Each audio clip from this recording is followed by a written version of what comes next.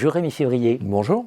Rémi Février, vous êtes maître de conférence du Conservatoire national des arts et métiers, le CNAM. Vous êtes ancien officier supérieur de gendarmerie, gendarmerie nationale, et vous êtes membre de l'équipe sécurité, défense, renseignement du CNAM. On va parler ensemble de l'entreprise face au RGPD, le fameux RGPD. Voilà. Où est-ce qu'on en est de cette question, de la relation, enfin voilà, comment l'entreprise se saisit du RGPD? Avec beaucoup de difficultés. Beaucoup de difficultés, mais si vous me permettez, le RGPD, tout le monde ne le connaît pas, et je voudrais l'aborder avec un prisme un peu décalé par rapport à ce qu'on entend. La législation pour l'entreprise en matière de protection des données personnelles n'a pas commencé le 25 mai 2018 avec le Règlement général de protection des données européen. Il a commencé le 6 janvier 1978, vous voyez, ça fait un bail, avec la loi informatique et liberté, qui a créé la CNIL. Pendant 40 ans. La CNIL a été la gardienne, avec très peu de moyens. J'ai beaucoup travaillé quand j'étais officier de gendarmerie avec la CNIL, des gens remarquables, mais souvent avec assez peu de moyens pour faire respecter donc les lois qui se sont accumulées au fil du temps concernant les données à caractère personnel. Vous avez évidemment la loi informatique et liberté dont je vous ai parlé, la loi Godefrein, la loi pour la confiance en l'économie numérique, et je vous passe les lois LOPSI sur la sécurité intérieure. Bref, il y a eu une sorte d'accumulation de lois. Mais le problème, voyez-vous, c'est qu'une loi en informatique, vous le savez comme moi, vous êtes utilisateur, vous savez que l'informatique évolue tous les jours. On ne peut pas tout prévoir. Et un juge n'est pas un professionnel des systèmes d'information. Donc, ça veut dire quoi? Ça veut dire qu'on a eu un pourcentage absolument considérable de la législation des systèmes d'information liée à la jurisprudence. Ce qui est très compliqué. Ça veut dire qu'on pouvait avoir des décisions contradictoires. Pas très souvent, mais ça arrivait. Et donc, la CNIL a fait ce qu'elle a pu. Elle a un site absolument remarquable. J'engage tous nos auditeurs à aller jeter un coup d'œil sur le site de la CNIL concernant le RGPD, mais concernant toutes les protections des données personnelles au sens large. Il est selon moi remarquable. Et je précise que je n'ai pas envie d'aller travailler à la CNIL, donc c'est vraiment d'une sincérité complète. Mais il y a eu un changement avec le RGPD. Pourquoi? Parce que le RGPD a induit un changement de paradigme. Jusque-là, on faisait plutôt, c'était, je dirais, une certaine confiance tacite, si j'ose dire. Le RGPD a complètement changé cette optique. Aujourd'hui, on est dans la conformité. Ça veut dire quoi? Ça veut dire que c'est l'entreprise, on va parler des entreprises, mais les services publics sont tout autant concernés, va devoir faire la preuve de la protection des données à caractère personnel qu'il récupère, notamment sur ses clients, mais aussi sur ses employés. N'oublions pas les fichiers internes. Et ça induit de nouvelles obligations qui sont absolument colossales. Vous allez devoir aujourd'hui établir un certain protocole relativement à la mise en place du RGPD. Vous allez devoir faire un état des lieux. Il vaut mieux aussi faire un audit de sécurité du système d'information, si possible auprès d'une entreprise française. Vous voyez, les vieux réflexes sont encore présents. Il va vous falloir nommer un délégué à la protection des données, un DPO, un Data Protection Officer.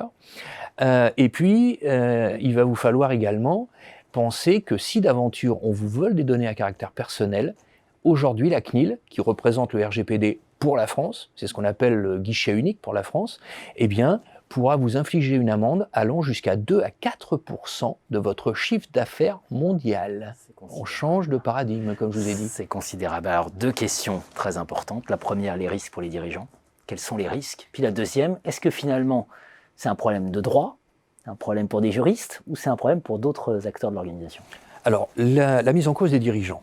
Vous savez, j'ai une amie à moi qui est une des meilleurs juristes, selon moi, spécialisés SI en France. Et elle me disait, tu sais, naguère, quand on plaidait, le but pour moi, c'était d'éviter l'amende à l'entreprise. Aujourd'hui, le but, ça n'est plus d'éviter l'amende, c'est de réduire le montant. Vous voyez qu'aujourd'hui, c'est de plus en plus pris au sérieux. Je dirais juste une chose, c'est que de proche en proche, les juges, et je trouve qu'ils ont 1000 fois raison, parce que ça a été pris très peu au sérieux pendant des années, ne s'occupent pas uniquement de la personne qui a commis l'infraction. Là, on est dans un cas particulier, mais qui dépasse un peu le RGPD. Mais imaginons que vous ayez, je ne sais pas, moi, un pédophile ou un terroriste dans votre entreprise et qui se connecte depuis le poste de travail. C'est lui qui commet, en l'occurrence, là, le crime.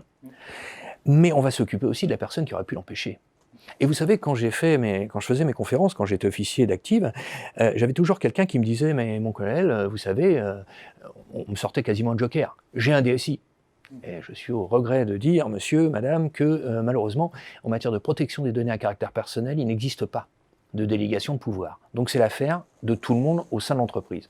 Alors, qu'est-ce que risquent les dirigeants? Eh bien, d'être mis en cause au civil et au pénal. Donc ça va très loin. Et pour répondre à votre dernière question, on a l'impression que ça s'adresse avant tout aux juristes.